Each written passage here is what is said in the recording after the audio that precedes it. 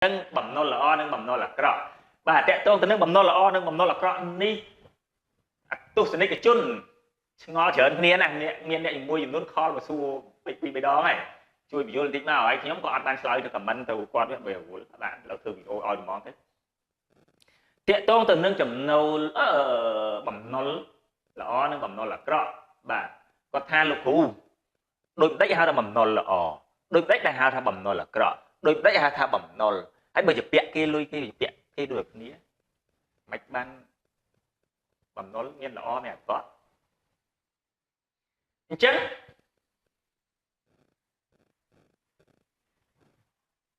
មនុស្សជាច្រើនមានបំណុលបាទមនុស្សជាច្រើនមានបំណុលតែបំណុលហ្នឹងវាមានបំណុលល្អនិងបំណុលអាក្រក់ណាបំណុលល្អបំណុលអាក្រក់អត់បានយល់ទេបំណុលល្អគឺជាបំណុលទាំងឡាយណាដែលយើងចៃគេមកហើយវាកើននៅអាសិទ្ធរបស់យើងនេះវាកើននៅទ្រព្យរបស់យើងវាកើនឧទាហរណ៍ខ្ចីគេ10000យើងខ្ចីគេ10000ប៉ុន្តែដោយសារអាខ្ចី10000តែធ្វើឲ្យយើងកើនទ្រព្យយើងទៅដល់50000 60000 70000 100000 200000ណាខ្ចី10000ហ្នឹងដែលវាកើនទៅអញ្ចឹងអាហ្នឹងគេហៅថាបំណុលហ្នឹងល្អហើយបំណុលល្អហើយចោះបំណុលអាក្រក់គឺជាបំណុលទាំងឡាយណាវាអត់កើននៅចំណូលបន្ថែមវាកាន់តែលិចទៅឧទាហរណ៍ថ្ងៃនេះខ្ចីគេ5000ខែក្រោយទៅពាក់គេដល់6000ខែក្រោយទៀតពាក់គេដល់7000មានន័យថាវាអន់ទៅពាក់គេកាន់តែច្រើនទៅអាហ្នឹងគេហៅថាបំណុលអាក្រក់បាទអញ្ចឹងខ្ញុំលើកទឹកចិត្តខ្ចីគេដើម្បីបង្កើននៅបំណុលល្អទេខ្ចីទៅណាខ្ចីគេដើម្បីបង្កើននៅបំណុលល្អទេខ្ចីទៅតែបើខ្ចីដើម្បីធ្វើឲ្យកើតទៅអាបំណុលអាក្រក់មិនខ្ចីទេណាឥឡូវខ្ញុំឧទាហរណ៍ខ្ចីមិនបានទៅជាបំណុលល្អខ្ញុំខ្ចីលុយធនាគារទៅទិញដីទិញហ្នឹងតែមើលមិនឲ្យខ្ចីទៅទិញដីគ្រប់គ្នាតែលោកគ្រូថាខ្ចីលុយទៅទិញដីទៅតាមលោកគ្រូឲ្យជោគជ័យដល់ពេលខ្ចីលុយទៅទិញដីឲ្យខុសកុំថាលោកគ្រូនេះបថាណាព្រោះការទិញដីឲ្យចេះមើលដែរទិញដីមិនឲ្យចំណេញមិនខ្ចីធនាគារទៅទិញដីសិតតែត្រូវប៉ាន់សិតតែចំណេញទេតែទិញអត់ចំអត់ចំណេញដូចតែគ្នាហ្នឹងបាទខ្ចីគេទៅទិញដី10000ឆ្នាំនេះខ្ញុំខ្ចីគេ10000ទៅទិញដីបាទខ្ញុំត្រូវរំលោះសងធនាគារថាខ្ញុំដាក់5ឆ្នាំឬ6ឆ្នាំខ្ញុំបង់សងធនាគារមួយខែ3 4 5 1ចឹងចុះដល់តែពេលខ្ញុំទិញហើយឆ្នាំហ្នឹងឆ្នាំក្រោយដីនេះឡើងថ្លៃបាន20000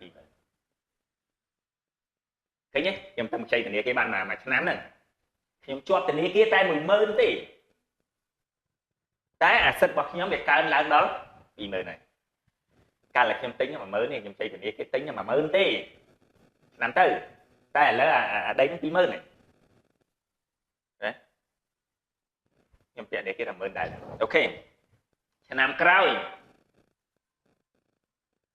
ដីខ្ញុំហ្នឹងវាឡើងបាន30000ជាងខ្ញុំជាពាក់ធនាគារតែ10000ដដែលហើយចង់អស់ហើយខ្ញុំសង3ឆ្នាំជិតអស់ហើយ5ឆ្នាំក្រោយមកខ្ញុំសងធនាគារនឹងអស់ហើយខ្ញុំសងធនាគារអស់ហើយ5ឆ្នាំក្រោយមកថាខ្ញុំសងអស់ហើយអញ្ចឹងបើខ្ញុំគិតពីការប្រាក់របស់ធនាគារទាំងដើមនិងការយ៉ាងច្រើនអស់3 4000ចេញ10000ហ្នឹង5ឆ្នាំហ្នឹងណាចៃលុយ10000ហ្នឹង5ឆ្នាំយ៉ាងច្រើនអស់ការ3000ចុះ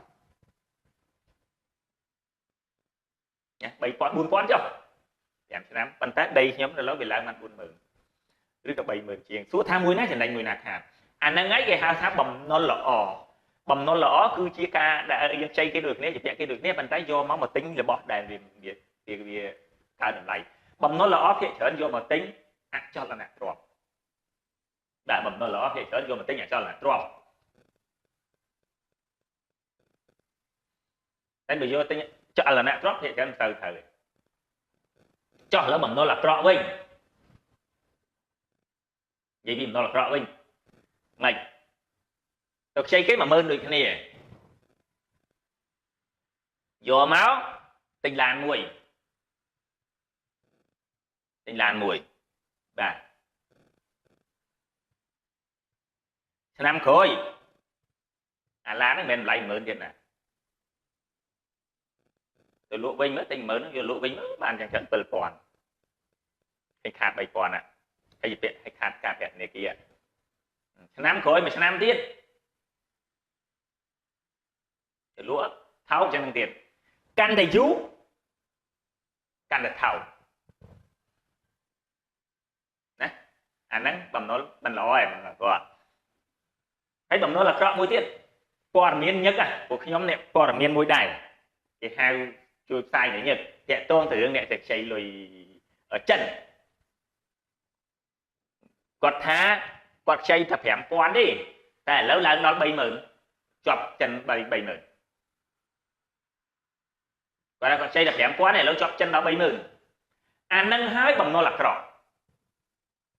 ខ្ញុំខ្ចីធនាគារ 10,000 5 ឆ្នាំក្រោយមកខ្ញុំខ្ចីយក 10,000 ទិញដី 5 ឆ្នាំក្រោយមកខ្ញុំលក់ដីបាន 40,000 thìខ្ញុំកើន 30,000 ដល់ទៅពេលទៅខ្ចីចិន 5,000 3 ឆ្នាំក្រោយមកជាពាក់ចិនបាន 30,000 សួរថាមិនបានពាក់ 30,000